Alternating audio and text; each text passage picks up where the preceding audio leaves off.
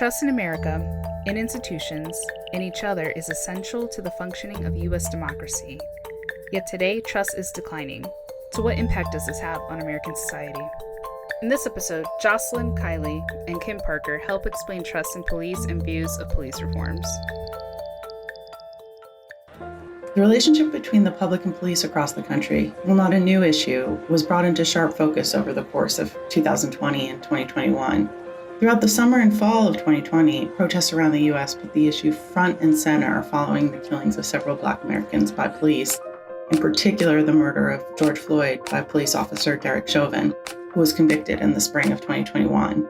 But a look at public opinion on police and policing in our surveys finds that views of and experiences with policing vary substantially across political and demographic lines. Yes, in November of 2020, we asked American adults how much confidence they have in police to act in the best interest of the public.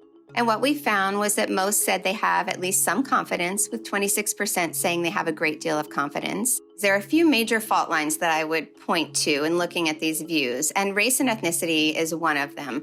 White adults are much more likely than Black or Hispanic adults to say that they have a great deal of confidence in the police. There are also significant differences by age, and young adults are much less trusting of police than middle-aged and older adults. And the views are also deeply divided by party identification. About 4 in 10 Republicans and Republican leaners have a great deal of confidence in the police, and that compares with only 13% of Democrats and independents who lean to the Democratic Party. So, we know these differences in attitudes can result from a lot of different dynamics, but one is certainly personal experience. We asked people about some of the different ways they may have been discriminated against because of their race or ethnicity across different realms of life. And one of the things that we asked about was whether they had ever been unfairly stopped by the police. What we found was that almost half of Black adults said that this had happened to them, including about 2/3 of Black men. And by comparison, 19% of Hispanic adults and only 9% of white adults said that this has happened to them. And I think these gaps in experience give us some real insight into why Black adults feel the way they do about the police, and also why they might want to see changes in the way that police do their jobs.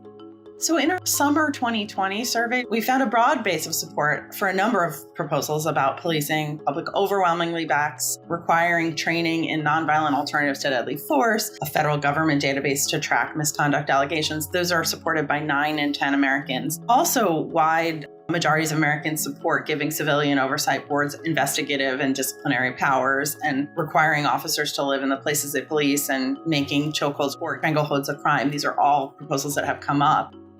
That while there are demographic differences, such that Black Americans and Democrats are more likely to support these things and the intensity of support is higher, there is a fair amount of support among white Americans and Republicans for all of these things as well. Even as there are differences in how Americans view police, there are also some areas where, at least in the public at large, there's common ground. One question is, as proposals for change continue to come up at various levels of government, federal, state, local, how will that manifest in public attitudes?